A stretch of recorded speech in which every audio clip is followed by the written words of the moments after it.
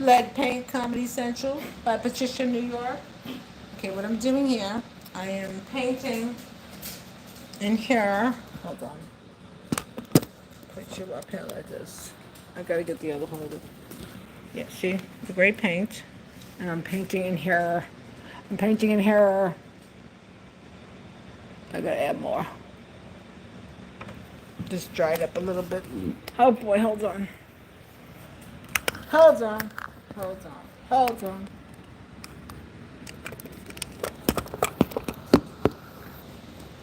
What I'm doing, taking the spray paint. Hey, Gina, go away, baby. And spraying it onto this plastic. Gina, go.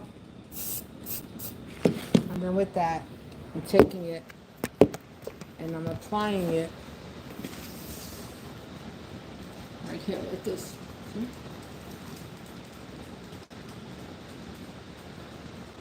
I'm doing it inside the where it's been routed out to give it that look so it matches the handles. And look at that. Right there. This is like I think this dresser was $48. And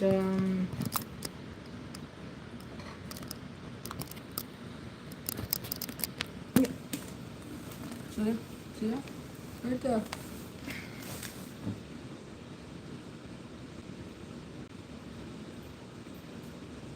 She's a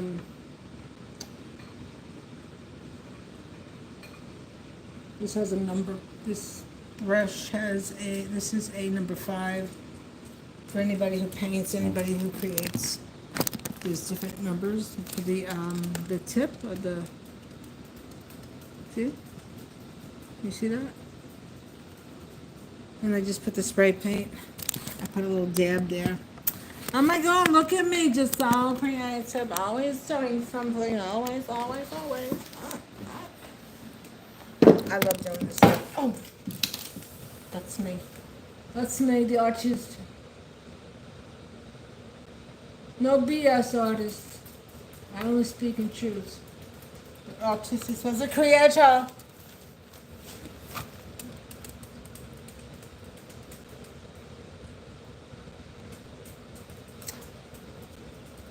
A truth about me is that I didn't talk until I was after like 2+ years old. Like I didn't say boo. Like nothing, no words. I was nonverbal. There's pictures. There's pictures of me in my playpen. And I'm like, where? Why did I come here? I'm supposed to be born to that rich family. Oh God, it's all good though. It's all good. Because if I was some little powdered rear end type of woman, I wouldn't be who I am. Go outside. You gotta go. Go. Come on, go. Come on, you're interfering with my chi. I'm doing stuff. She's gotta go wee wee. So yeah, that's what happened. I didn't talk. I didn't say boo until I was like over 2, past 2.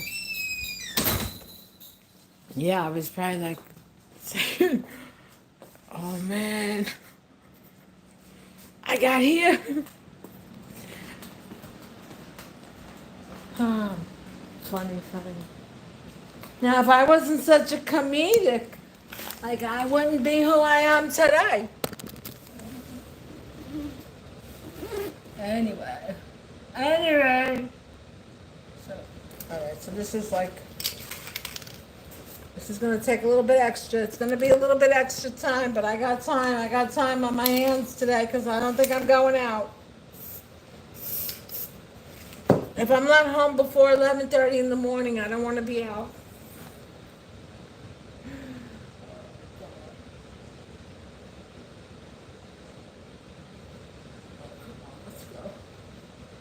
So yeah, I was a nonverbal child. I didn't say anything. I was just observing. And then when I started talking, I never shut up.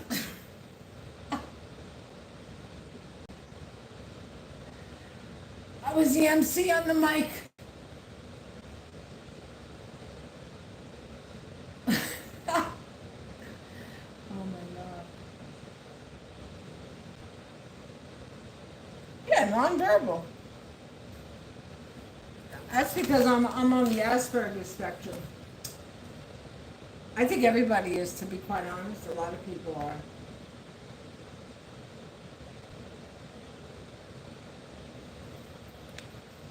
People like me, we're the quiet. Well, I am very quiet. I am very subdued. And I never disagreed with my husband. Just know I never disagreed with my husband, ever.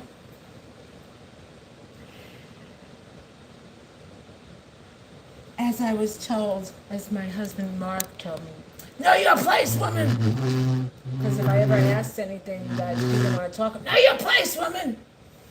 Okay, I know my place. That was a charming event. Delightful. Don't talk about anything too deep now because, I don't really want you to know what I'm thinking. But don't ask me any questions. Know your place, woman! Oh my God. Dreadful. Now, if I was a wimpy kind of woman, I would be weaving baskets now. I'd be the lead weave basket head honcho. But me, I will keep my foot on somebody's neck if they ever.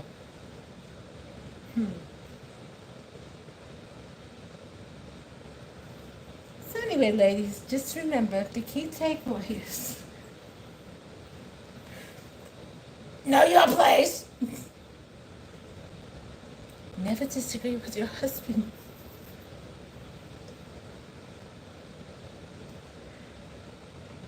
And if they want to go out, let them go out. Pack their bag so they can go out and they can have a good time.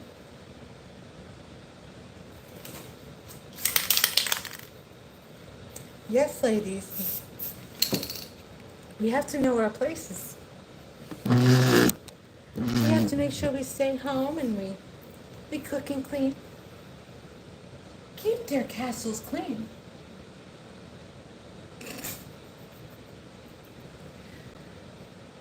Oh God.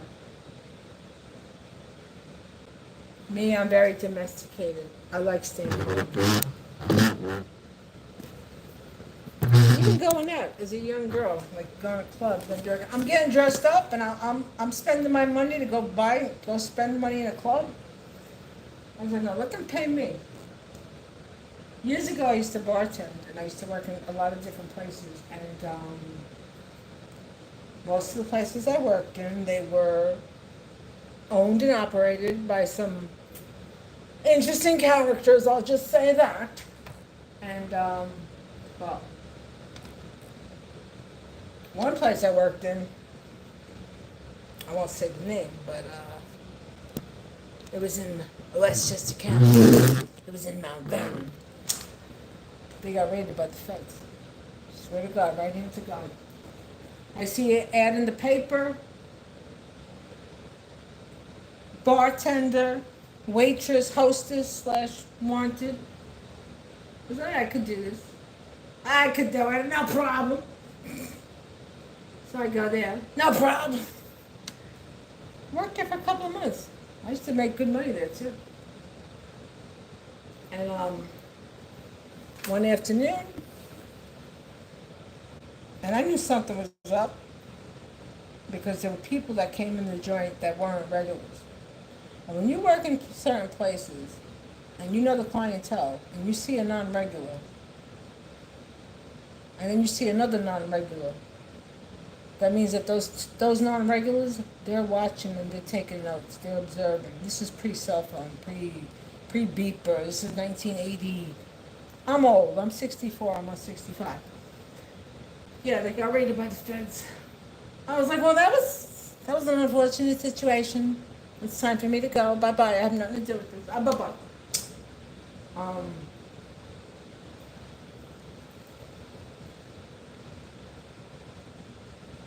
So yeah, the little demure. They're so quiet. Never ever disagree. Remember, ladies, don't ever disagree with our husbands. Oh my God. So yeah, I worked in a lot of interesting places, and with that experience, you learn a lot. You see a lot. Now, what I used to do, I worked in places, and then there'd be a bouncer at the door, always like two guys at the door. And so now, what I would do, because I knew the hustle, no cover at the door, but when it was winter time, there was coat check, they paid me. $20 a head. Oh, no cover at the door. I says, well, I'm counting the money for the boss. He's just counting. They're just making sure that, you're not carrying nothing. And I would pocket that money. Hell yeah.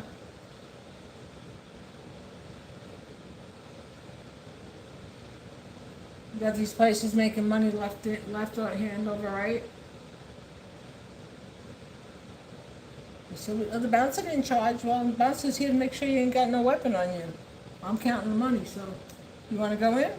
You pay me.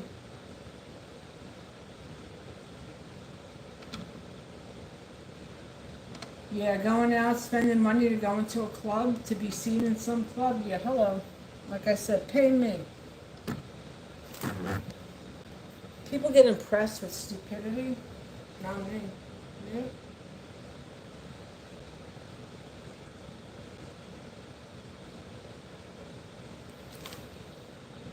Oh my God, look at the artist. Look at that. Look at that. I'm going to have to go just take that little smudging off. Oh God, what smudge? What smudge? Is there a smudge? Do you see a smudge? Does somebody say smudge?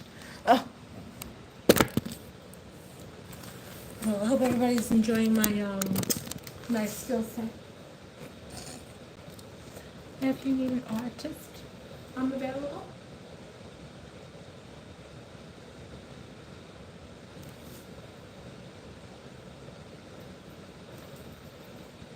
Yeah, if people were more patient and they did stuff with a more concise, careful thought process when it comes to like buying stuff, well, you save yourself a lot of headache. Like when we first moved up here, I racked up a lot of credit card debt from the home goods store and all that. Because I was thinking that him and I were going to be partners here. Well, that didn't happen because, there was financial information that was never discussed with me, and my husband felt it was a good idea to keep secrets and lie. Well, that was the premise of what the whole situation was about. And anyway, so yeah, a lot of debt, Home Depot, Lowe's, when Sears was open, I mean, you name it. Yeah. And the stuff that I racked up, because his whole thing was like, it's not my house. You bought this house before you married me. I'm like, okay, well, we're here together. You want to be partners? What do you want to do? Because if not, you can go. Goodbye. And, no, I can't, but I'm contributing. Yeah, it was a situation for sure. The saddest part is that, when you're dishonest and you're lying to your wife, or your husband, or whatever, they know. But they're connected to you on an emotional level. And they want to, like, that's what happened with me and him. I was like, things will get better, it'll get better. Just don't ask me no questions, honey. Don't ask me no questions, I'll tell you no lies. So that's just, just keep your mouth shut. Don't ask me nothing. Yeah, that's not a relationship. That's a situationship.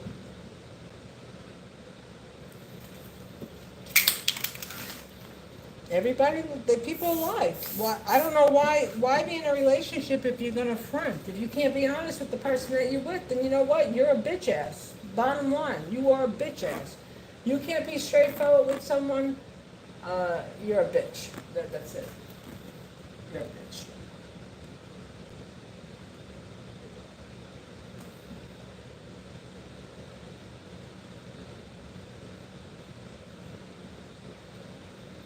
But anyway, that's how life goes sometimes.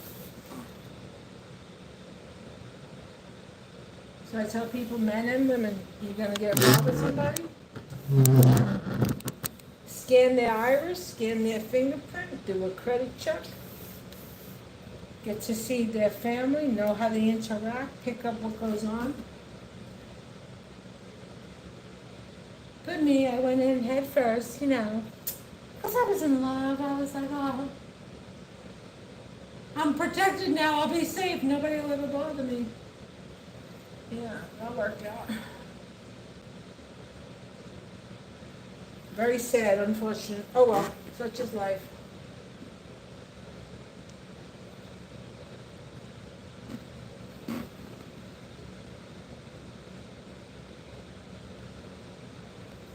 That's the saddest thing is too, when people that lie to you,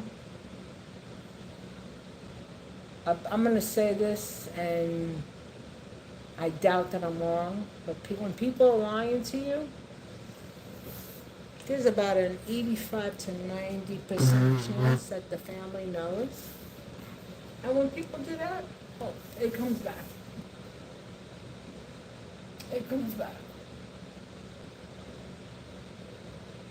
That's the unfortunate thing of, well, it's not unfortunate, it's how life goes. Right?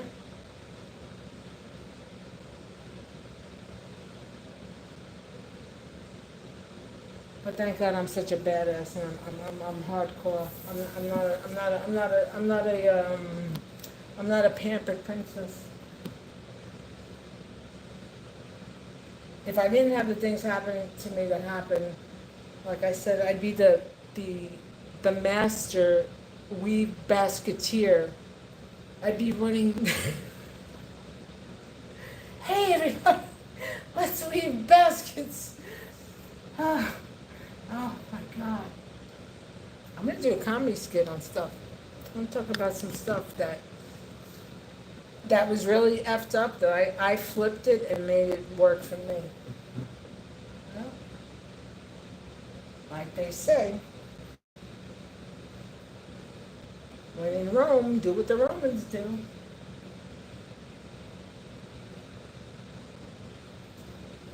Oh my God, look at me, I just got this one thing, I got a couple of smudges, oh my God, well, it's okay.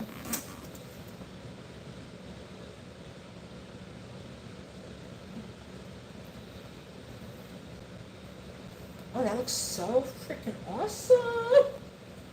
I love it.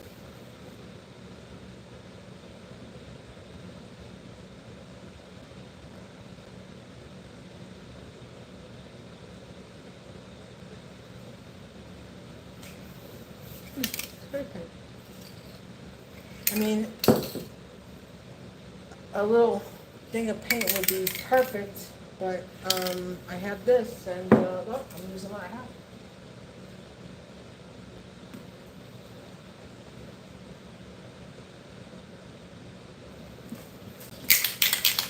So you see people complain, right?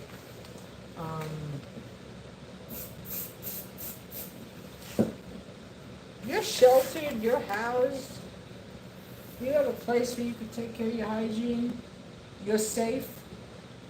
Do not complain.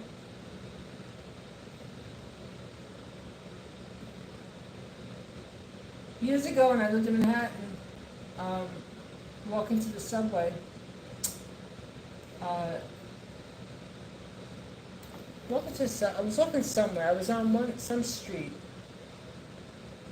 I don't. It may have been my street. I lived on 28th, Second Avenue and 28th.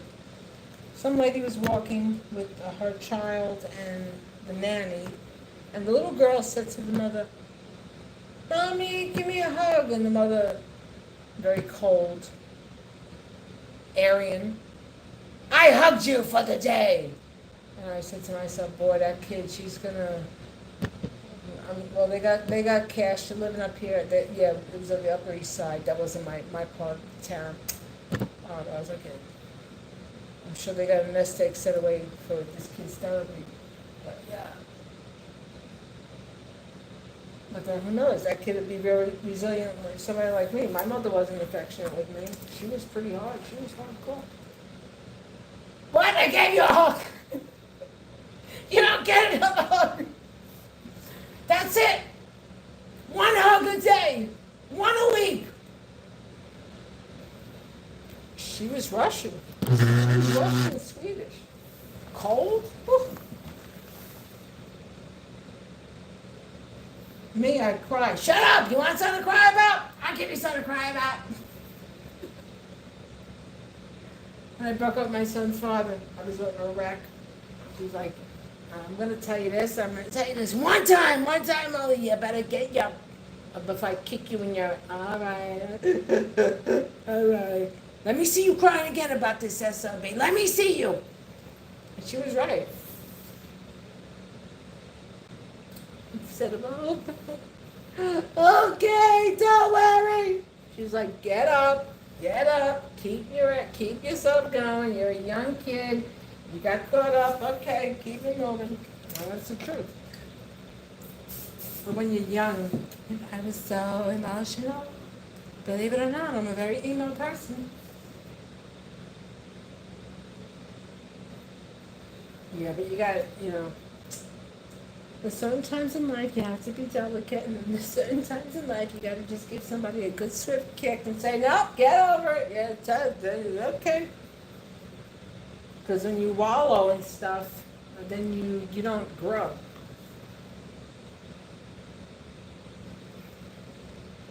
And then anyway, later on in life, my son's father and I, we became best of friends.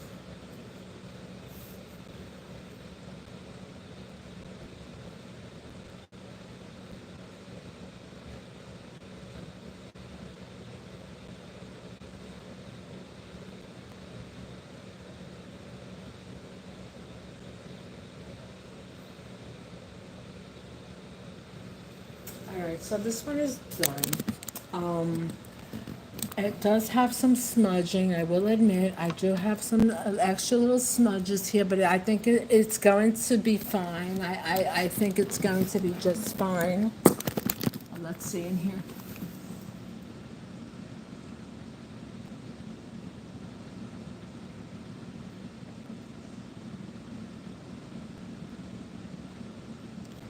I have a router to do all this stuff too. I had so much equipment here, so many tools that belonged to my husband. And after he passed away, in a very distressed, overwhelmed, PTS state of mind, which was actually very, very bad, because I gave stuff to his kid. I didn't have to do anything. Not gave. He can't. Oh, take the tools. This kid took everything. My husband had over 20 grand worth of tools. Took everything. Yep. Because I didn't even walk into my shed until January of 2020. Because I was in such a shock. Oh, that was horrible.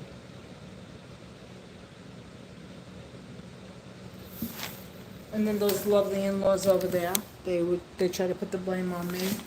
You should have called an ambulance. Well, he was arguing with me and yelling at me and carrying on like he did, because he never listened, because, if I ever said anything, it was always a problem, because I was told, women, know your place. And, well, And you get somebody who's always like, no, no, no, no. You're like, okay, let's go, let's go, let's go to the hospital. No, no, no, let's go, let's go. An hour later, let's go, let's go. I'm calling the ambulance. No, don't do that. And then when I went to wake him, he never woke up. Yeah. And those darlings. Yeah. Lovely group. Anyway, come on, Dino. Luckily, don't have to deal with that ever again. Oh. But anyway. Okay. I gotta go. Bye. System there.